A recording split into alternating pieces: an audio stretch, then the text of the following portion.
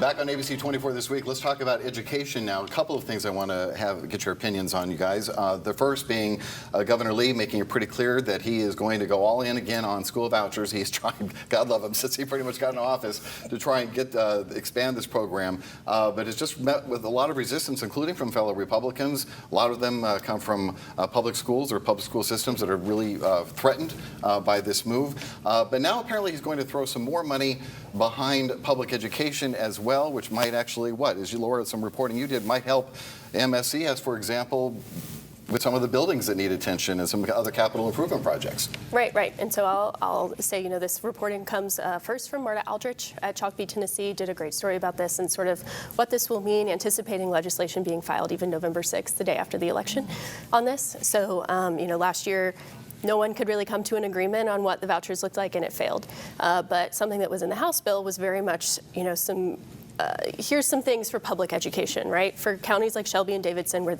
there already are vouchers. They're not universal, but they're already here. And something that we can anticipate Memphis Shelby County Schools really wanting to see more from the state is money for infrastructure.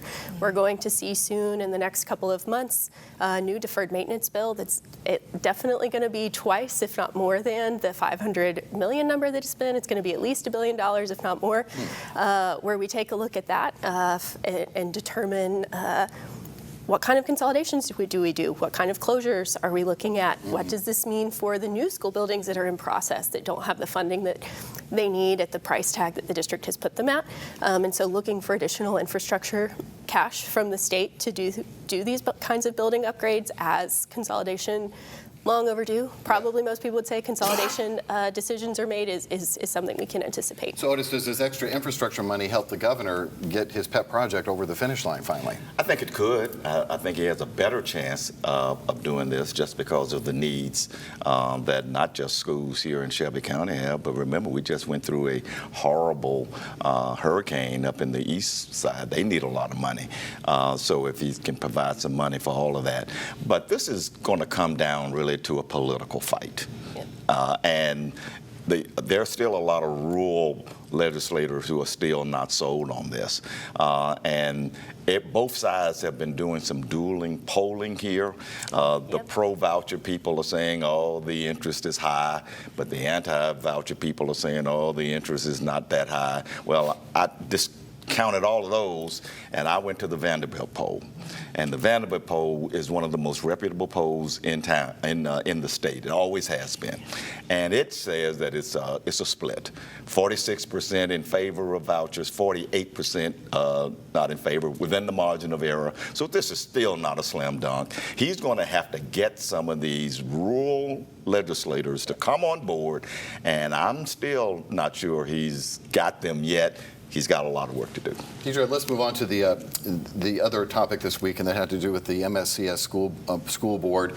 They've been wrestling with how are we going to evaluate Dr. Fagan's, her mid-year review, and there's just been this back and forth, and there's one meeting that Dr. Fagan's walked out of, and it's just been really contentious. And on the other hand, school board members are hearing a lot of negative feedback and are really anxious to get to this review. And so basically, they settled on, all right, we're not going to do a written review. It's going to be an oral review. Which I think is a mistake, but okay. You think that's a mistake? Yeah. What are your thoughts on that? I do think that's a mistake, and I've talked to some school board members, and they, in terms of the one-on-one conversation with the superintendent, I don't know where the level of transparency is for that, because I think the public needs to have a really good understanding of what this school board thinks about the superintendent. Some don't even feel comfortable doing the one-on-one. They want to bring somebody in the room with them. Of course, they can't be another school board member, but they just don't even feel comfortable. So I think a written evaluation was probably going to be the best way to go. So, but that's school board members have said, I'm taking notes, and I'm going to, as soon as that meeting is over with, they're going to go public with it. It does seem to me that the public has a right to know what are the thoughts of the elected school board members when it comes to their superintendent. I agree.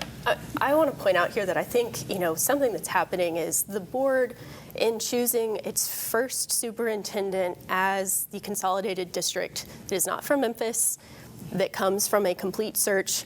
The evaluation was a discussion when the search began, and especially when the search was reignited for the second time, that produced Dr. Fagan's over the summer, where board members were saying, some of them anyway, like, if we want to be able to say, like, this qualifies you or doesn't qualify you, we need to be clear about how we're going to evaluate somebody to know what these qualifications are, right? I went back before the show and took a look, at least for the last couple of superintendent contracts.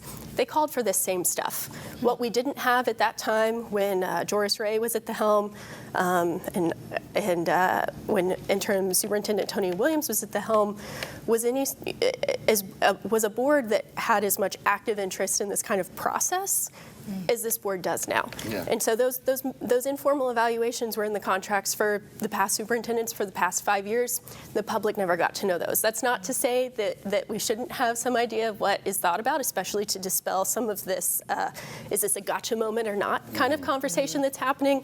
But I think that what we're seeing here is a level of interest that is happening because we're starting to have these conversations and see the board members have these conversations in a much more public way than before. Otis, I got 10 seconds left on this. Can you just quickly? Well, I agree with, in 10 seconds, I can agree with Deidre.